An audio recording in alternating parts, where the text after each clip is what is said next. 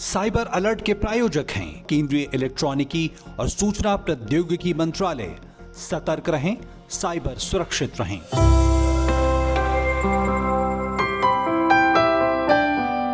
क्या आप भी दिन की शुरुआत सोशल मीडिया से करते हैं? मोबाइल उठाते ही व्हाट्सएप खोलते हैं, इंस्टाग्राम पर स्क्रॉल करते हैं, फेसबुक की फीड देखते हैं, सिग्नल पर मैसेज चेक करते हैं, यानी शुरू हो जाता है अंतहीन रील्स और वीडियोस का सिलसिला। विरोध प्रदर्शन, हिंसा, राजनीति, मनोरंजन, वायरल क्लिप्स।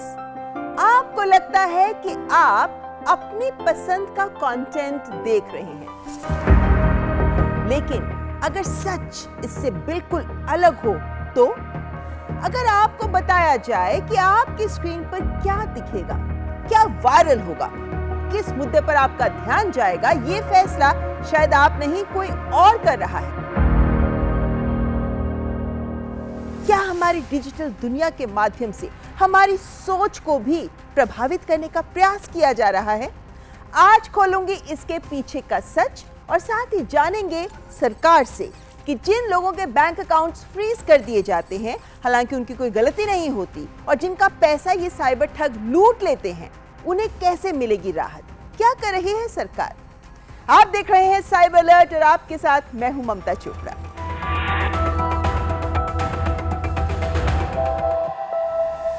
क्या आप जानते हैं कि आप क्या देख रहे हैं? इसे सोशल मीडिया प्लेटफॉर्म्स का एल्गोरिदम डिसाइड कर रहा है, और ये मैं नहीं, यही प्लेटफॉर्म्स खुद कह रहे हैं, क्योंकि जब इसी एल्गोरिदम पर सवाल उठे तो दुनिया की सबसे बड़ी सोशल मीडिया कंपनियों में से एक मेटा को भारत सरकार के सामने सफाई देनी पड़ी।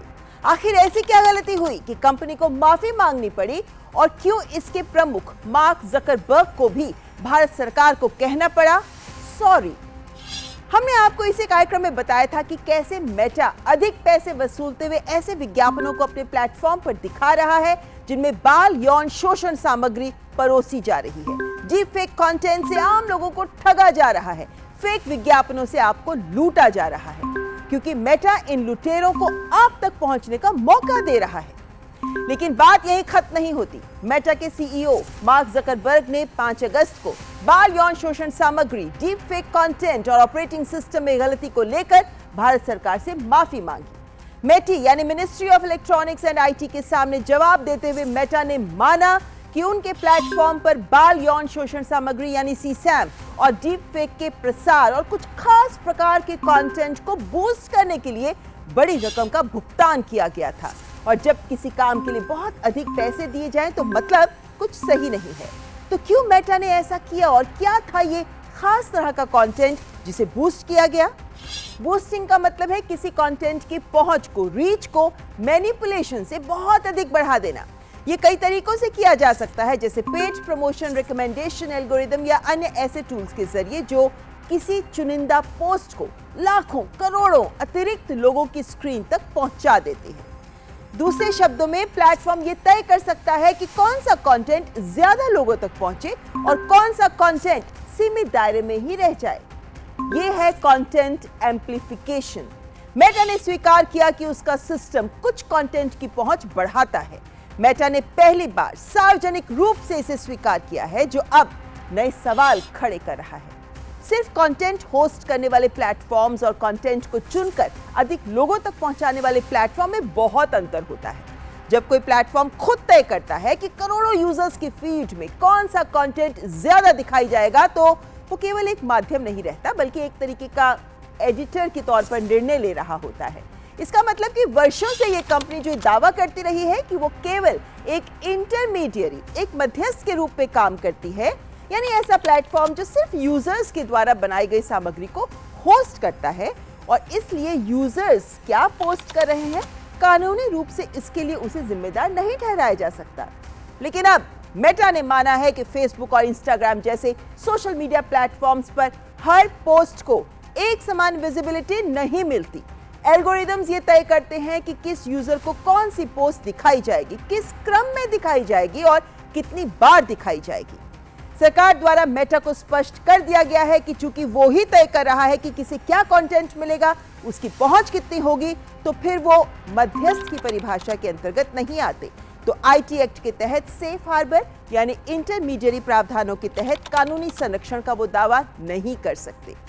दरअसल सेफ हार्बर सुरक्षा उन संस्थाओं के लिए बनाई गई थी जो सिर्फ सूचना का प्रसारण करती हैं, ना कि उन प्लेटफॉर्म्स के लिए जो एक्टिव रूप से सूचना के फ्लो को प्रभावित करते हैं या फिर नियंत्रित करते हैं। और इसका परिणाम, मेटा ने सरकार से माफी मांगी और अपनी गलती पर खेद व्यक्त किया। आईटी मंत्रालय ने मेटा समेत सभी सोशल मीडिया प्लेटफॉर्म्स को स्पष्ट कर दिया है कि उन्हें भारत के कानूनों का पालन करना होगा। इससे पहले 3 अगस्त को संसदीय समिति ने भी फेसबुक पर प्रधानमंत्री नरेंद्र मोदी की पोस्ट को कुछ समय के लिए हटाए जाने पर मेटा के सीईओ से 3 दिनों के भीतर बिना शर्त माफी मांगने को कहा था। दरअसल भारत मेटा जैसी कंपनियों के लिए एक बहुत बड़ा बाजार है। करोड़ों भारतीय इंस्टाग्राम, फेसबुक, व्हाट्सएप यूज करते हैं, केवल सोशल इंटरेक्शन के लिए नहीं, बल्कि समाचार, political discussions, entertainment, business communications के लिए। इनकी सुरक्षा अगर मेटा की प्राथमिकता में नहीं है तो सरकार को कड़ा रुख अपनाना ही होगा। मेटा के एल्गोरिदम्स ये तय करते हैं कि भारत के करोड़ों इंटरनेट यूजर्स हर दिन क्या देखेंगे और क्या नहीं।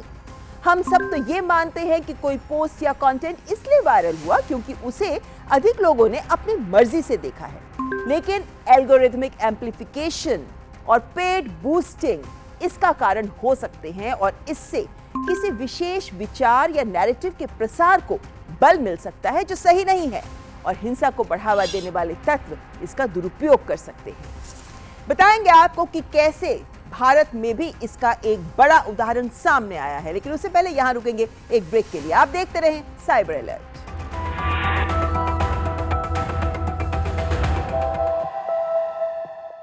व्यक्तिगत जानकारी के लिए ऑनलाइन अनुरोधों से रहें सावधान।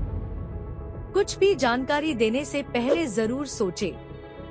कोई भी वैधानिक कंपनी फोन या इंटरनेट पर आपसे निजी जानकारी कभी भी नहीं मांगती, इसलिए ऐसे कॉल या ईमेल आने पर अपनी जानकारी देने से पहले समझदारी दिखाएं और सावधानी बरतें।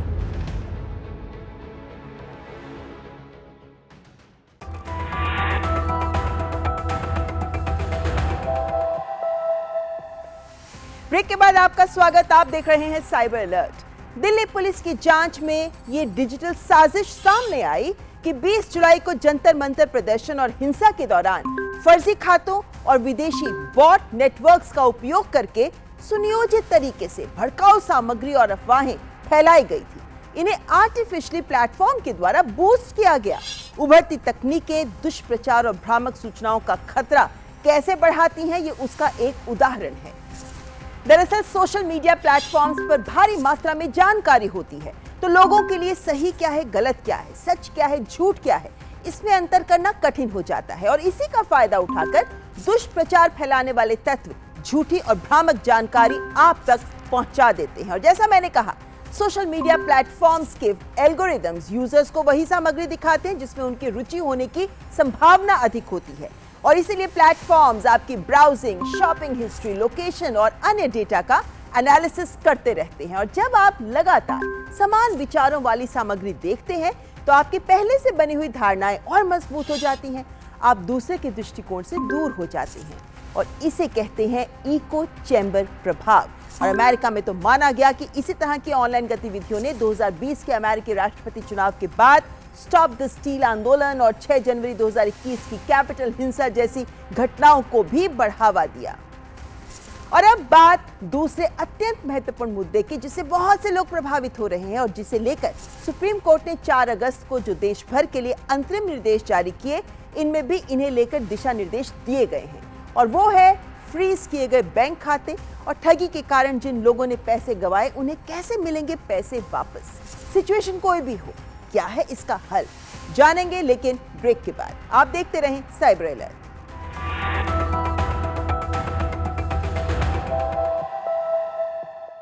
व्यक्तिगत जानकारी के लिए ऑनलाइन अनुरोधों से रहें सावधान। कुछ भी जानकारी देने से पहले जरूर सोचें। कोई भी वैधानिक कंपनी फोन या इंटरनेट पर आपसे निजी जानकारी कभी भी नहीं मांगती, इसलिए ऐसे कॉल या ईमेल आने पर अपनी जानकारी देने से पहले समझदारी दिखाएं और सावधानी बरतें।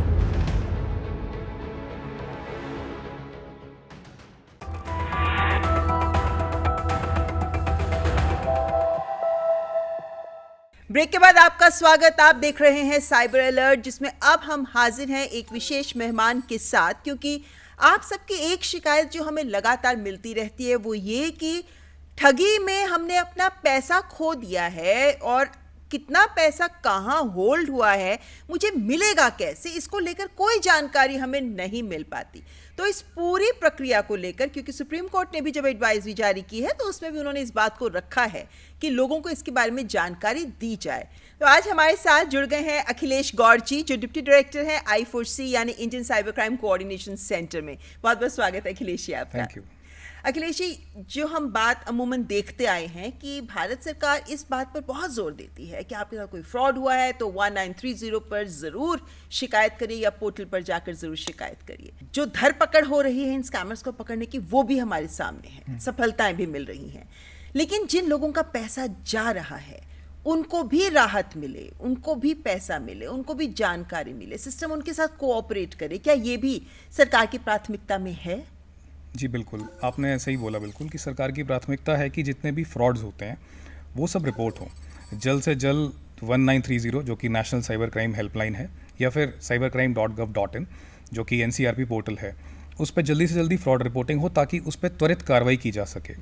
और उसके बाद इतना ही नहीं कि पैसा बचे, ये भी कि जो बचा हुआ पैसा है, जो धनराशि है, वो लोगों को बहुत ही आराम से वापस मिल जाए।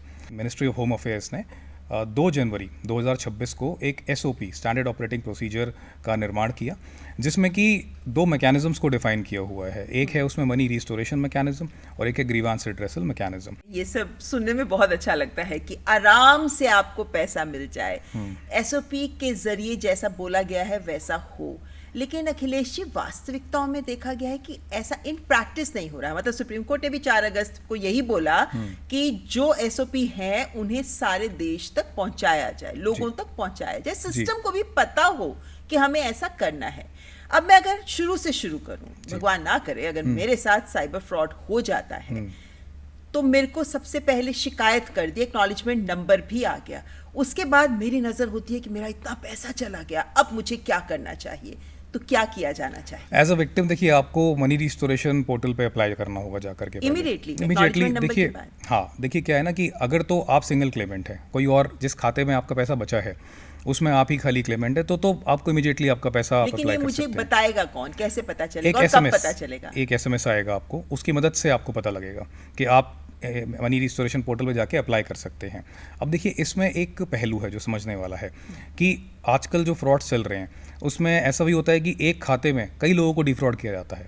तो वहाँ पे बैंक्स को एक एक्सरसाइज करनी पड़ती है कि वो पहले चेक करें कि पैसा किसका है, विक्टिम किसका पैसा बचा है, किसका निकल गया है, उसे बोलते हैं attribution.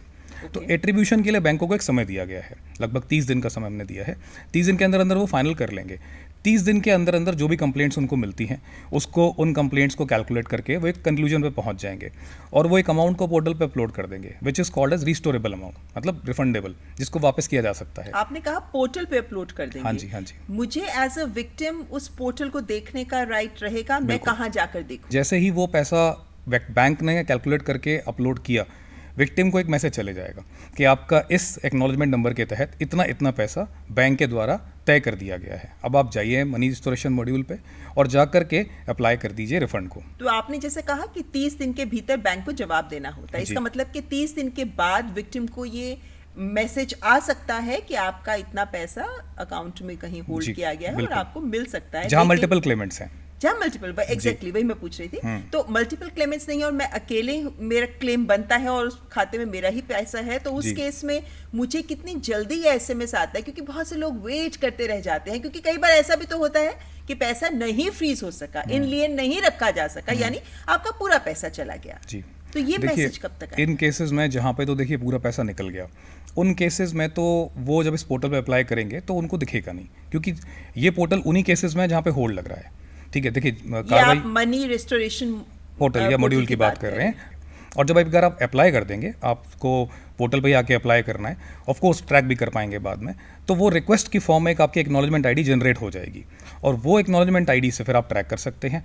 The moment you apply, उसके बाद वो केस तुरंत पुलिस के इनबॉक्स में चले जाएगा। अब देखिए, यहाँ पे पुलिस एग्जामिन करेगी आपके केस को कि उसमें कितना पैसा बचा है, बैंक ने सही से कैलकुलेट किया नहीं किया है। सेकेंडली, अगर वो इस कंक्लूजन में पहुंचते हैं कि ये पैसा आप ही का ही है जिस विक्टिम के लिए बैंक ने कैलकुलेट करके उसमें डाला है, तो फिर वो अगर 50,000 से कम का केस है तो एक इलेक्ट्रॉनिक नोटिस जनरेट कर सकते हैं, विक्टिम से एक इंडेमनिटी बॉन्ड लेंगे और साथ ही साथ उसको सबमिट कर देंगे। मान लीजिए 50,000 से ऊपर की धनराशि उसमें बची हुई है, कोई एक खाते में, एक बैंक में 75,000 है, तो वहाँ पे एक FIR की ज़रूरत भी पड़ेगी। तो विद FIR पुलिस ऑफिसर उसे सबमिट करेंगे, ये सारा काम पुलिस के लेवल पे ही हो जाएगा। सबमिट करने के बाद देन वो पूरा केस चले जाएगा बैंक के पास। देन बैंक जिस बैंक का भी उसमें शेयर होगा, जिनको वापस करना होगा, वो बैंक अपना जो अमाउंट है जो उन्होंने पहले से कंफर्म किया होगा और वो फिर उस अमाउंट को रिटर्न करेंगे। और ये कार्रवाई फास्ट क्यों होगी? क्योंकि देखिए अभी तक क्या होता था ना, इकोसिस्टम में एक खाते में कुछ पैसा बचा हुआ है, अच्छा उसी खाते ने कई लोगों को फ्रॉड किया है, उसमें पैसा कोर्ट ऑर्डर्स काफ़ी लोगों के आए हुए हैं। अब बैंक के पास ये दुविधा थी दें किसको, तो फर्स्ट जिसका कोर्ट ऑर्डर आ गया उसको दे दिया करते थे। लेकिन अभी SOP बहुत क्लियर है इस चीज़ में, जो ट्रांजैक्शंस रुकी हैं, जिनका विक्टिम का पैसा बचा है, उन्हीं विक्टिम को वो पैसा दिया जाएगा। एक खाते में 10 लोगों के साथ फ्रॉड हो गया और 10 लाख रुपए आ गया उसमें, और कुछ 5 लाख रुपए निकल भी गए, तो 5 लाख बचे। अब बैंक के लिए ये देखना मुश्किल है कि वो 5 लाख किसके निकले, क्या पहले वालों के निकले या बाद वालों के निकले। तो वहाँ पे ना बैंक एक प्रोराटा प्रिंसिपल को अप्लाई करते हैं, इक्विटेबल डिस्ट्रीब्यूशन, बराबर जिसका जितना पैसा आया था उस प्रपोर्शन में उसको उतना पैसे का बंटवारा कर दिया जाएगा और उसको उतना रिस्टोरेबल अमाउंट उसके हिस्से में दिखा दिया जाएगा। जिसका ज्यादा नुकसान हुआ है उसको ज्यादा परसेंटेज दे दिया जाएगा, जिसका कम उसको उसी परसेंटेज में दे दिया जाएगा। तो ये पूरी कार्रवाई करने के बाद ना उन विक्टिम्स को मैसेज चले जाएगा। ये आपने जैसे कहा बीच में पुलिस स्टेशन का रोल इम्पोर्टेंट हो जाता है। क्या पुलिस स्टेशन का मतलब IO होता है, इन्वेस्टिगेटिंग ऑफिसर होता है जो उस केस को देख रहा है और उसके पास वो केस जाता है? क्योंकि बहुत केसेस में मैंने इसलिए सवाल पूछा कि बहुत से मामलों में बोला जाता है जैसे कि पैसे कहाँ है, कितना रुका है, क्या मेरा कुछ पैसा बचा कि नहीं, मैं किससे पूछूं जाके, तो कहा जाता है कि आप अपने IO के टच में रहें जी। ये कहाँ तक सही है? बिल्कुल सही बात है। देखिए इन्वेस्टिगेशन ऑफिसर हैं जो आपके केस पे कार्रवाई करते हैं। पहले तो पैसे बचवाने की बात है, सभी बैंकों से कोऑर्डिनेट करके आपका पैसा रुकता है। हालांकि अब तो पोर्टल में बहुत सारे बैंक्स हमने API इंटीग्रेशन के थ्रू ज्वाइन करा दिए हैं, बट फिर भी जो इन्वेस्टिगेशन ऑफिसर हैं, सारी इन्वेस्टिगेशंस, उसके बाद examination of the concern suspect account holder, ये सब काम IO करते हैं। विक्टिम के लिए IO के साथ टच में रहना इसलिए इंपॉर्टेंट है क्योंकि देखिए बहुत बार ऐसा होता है विक्टिम खुद नहीं अप्लाई कर पाते, तो पुलिस स्टेशन में जाके उनको हेल्प मिल जाती है। Starting from the complaint registration, वहाँ पे उनको IO हेल्प कर सकते हैं, एक कोई भी साइबर थाना हेल्प कर सकता है। एंड सेकेंडली जिस पुलिस स्टेशन पे उनकी कंप्लेंट गई हुई है वही उनको उनके केस को एग्जामिन करेंगे। अगर विक्टिम के पास कोई कोर्ट ऑर्डर है, मान लेते हैं अगर है भी, तो वो अपलोड कर सकते हैं। अगर नहीं है तो उनके बिहाफ पे IO अपलोड कर सकते हैं, राइट। कोई बड़ा अमाउंट अगर होल्ड हुआ है तो उस केस में भी IO ही सारी एग्जामिनेशन करेंगे, FIR भी, उसकी भी रिलेटेड चीज़ें भी IO ही करेंगे। तो लेकिन मेरे को बैंक जाकर भी क्या पता कर सकती हूँ मैं? आफ्टर ऑल मेरे खाते से पैसा गया है, कहाँ गया है, कितना गया है, कहीं ना कहीं बैंक्स भी क्या लूप में रहते हैं, क्या वो जानकारी दे पाते हैं? बिल्कुल, देखिए विक्टिम का अपना बैंक तो बता पाएगा कि उनका पैसा कहाँ गया है, लेकिन बिकॉज आप समझिए कि यहाँ पे ना एक लेयरिंग होती है पैसों की, कि पहले विक्टिम के बैंक से एक सेट ऑफ बैंक में गए, फिर वहाँ से आगे पैसे गए। तो पोर्टल पे अगर देखेंगे तो क्लैरिटी है, बैंक उनको एक्सप्लेन कर सकते हैं। IO के पास तो कंप्लीट 360 डिग्री विजिबिलिटी होती है, तो इधर देयर ओन बैंक जो उनका विक्टिम बैंक है या फिर जो IO हैं, दोनों ही उनकी मदद कर सकते हैं giving as far as giving the visibility is concern. कि अगर मैं सपोज अपने IO के पास जाती हूँ, मैं कहती हूँ कुछ बचा है क्या पैसा मेरा, जो जैसे अगर सपोज मेरा 1 लाख गया है, क्या इसमें से कुछ भी बचा है, और IO कहता है कि पता नहीं, देखते हैं, बताते हैं, तो मेरा हक है क्या कि मुझे जानकारी IO दें? जी बिल्कुल, देखिए बात करें अगर इस चीज़ की तो जो विक्टिम हैं उनको IO के पास तो मदद मिलेगी, ये बात तो आप निश्चित माने। लेकिन इस चीज़ अगर विक्टिम को और डिस्ट्रेस ना फेस करना पड़े तो हमने इसको पोर्टल पे लेके आ गए हैं। तो what we have done is कि अब अपनी विक्टिम सारी रिक्वेस्ट को ट्रैक कर पाएंगे, पहले भी कर पाते थे, अभी उनको पता लगेगा कि उनका केस कहाँ पे है। तो जो उनकी रिक्वेस्ट है, क्या वो बैंक के पास है, क्या वो IO के पास है, वो किसके पास है, वो उनको प्रॉपर स्टेटस दिख जाएगा। और देखिए सभी बैंक्स को, सभी इन्वेस्टिगेशन ऑफिसर्स, पुलिस एजेंसीज को इस SOP के बारे में मालूम है, अच्छी जानकारी, और उनको भी पता है कि प्रिस्क्राइब टाइमलाइंस हैं। जो चीज़ें पहले महीनों तक पेंडिंग रहती थी, अब वो प्रिस्क्राइब टाइमलाइन में उनको ख़त्म करनी है। एंड एक और इम्पॉर्टेंट बात आप समझिए ना कि यहाँ पे पुलिस को एक अपना नोटिस जनरेट करना है और विक्टिम को कांटेक्ट करके एक इंडेमनिटी बॉन्ड भी देना है। तो इस चीज़ में तो विक्टिम एंड जो पुलिस है वो कांटेक्ट में आएंगे, but the process will be fast enough, बहुत इजीली, बहुत जल्दी हो जाएगा।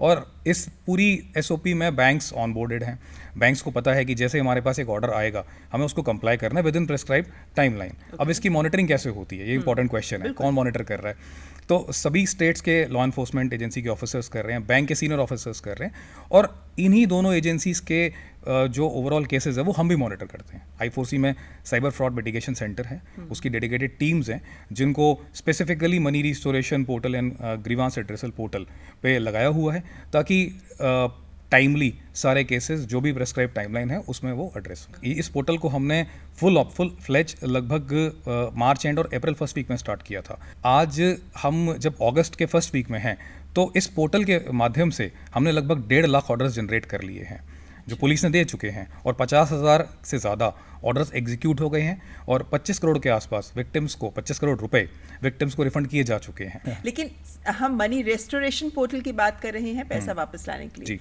ग्रीवांस पोर्टल का फिर क्या रोल है? देखिए, जब किसी एक साइबर क्राइम की शिकायत पे कोई एक्शन होता है तो पैसा बहुत सारे खातों में राउट होता है, लॉन्डर होता है। तो पुलिस के कार्रवाई के दौरान ऐसा हो सकता है कि कुछ खाते फ्रीज हो जाएं या फिर खातों में पैसा होल्ड हो जाए।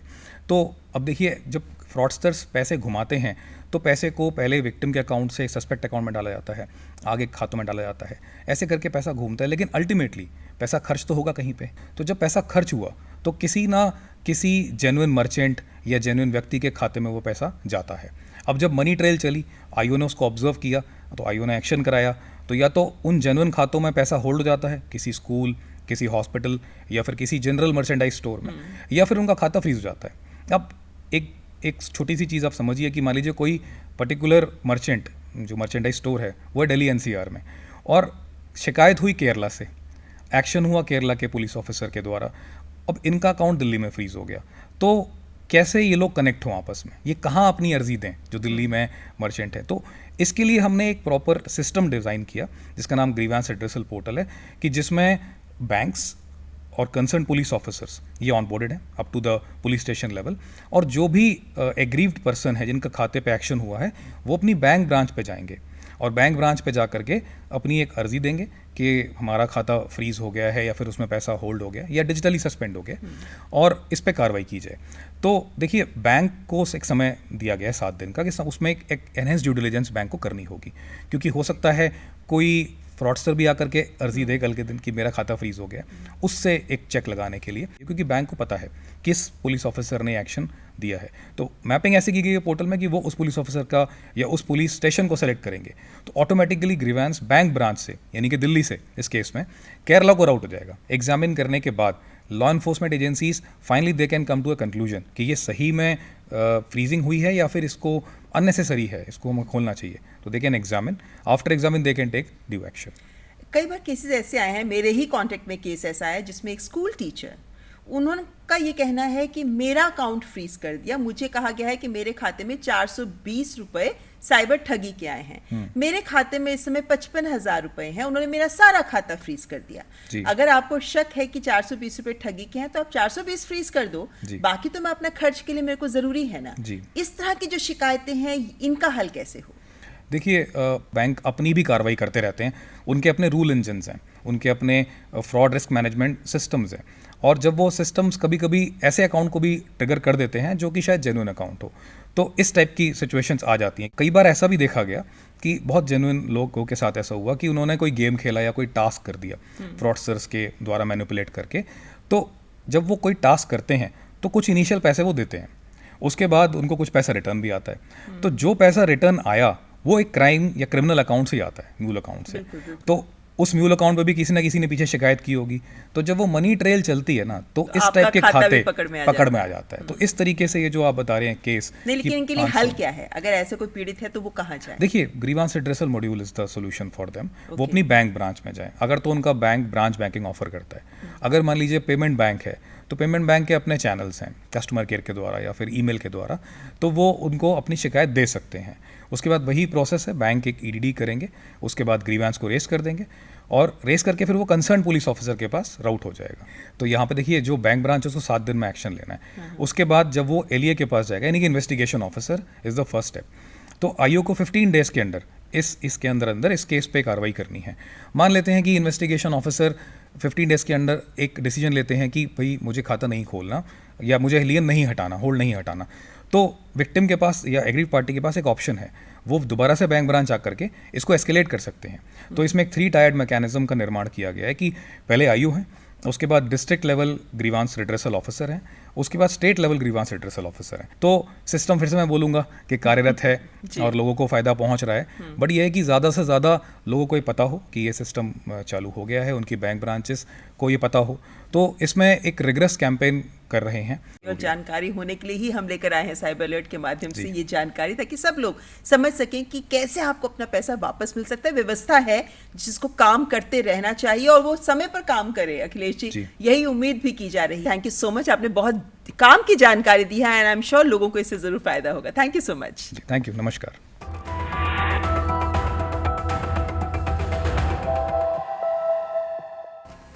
तो कार्यक्रम में हमने आज आपको बताए बहुत महत्वपूर्ण मुद्दों के बारे में, खासकर कैसे आप अपने अगर ठगी हो जाए तो पैसे को वापस पा सकते हैं। लेकिन इस जानकारी को अपने तक ना रखें, इसे अन्य लोगों के साथ भी शेयर करें ताकि ज्यादा से ज्यादा लोगों को इसका फायदा हो सके। और देखते रहें साइबर अलर्ट, क्योंकि अगर आप सेफ रहेंगे तभी तो देश भी रहेगा सेफ। इसी के साथ अगले हफ्ते फिर होगी मुलाकात। तब तक हमारी पूरी टीम को दीजिए इजाजत। नमस्कार, जय हिंद। साइबर अलर्ट के प्रायोजक थे केंद्रीय इलेक्ट्रॉनिकी और सूचना प्रौद्योगिकी मंत्रालय। सतर्क रहें, साइबर सुरक्षित रहें।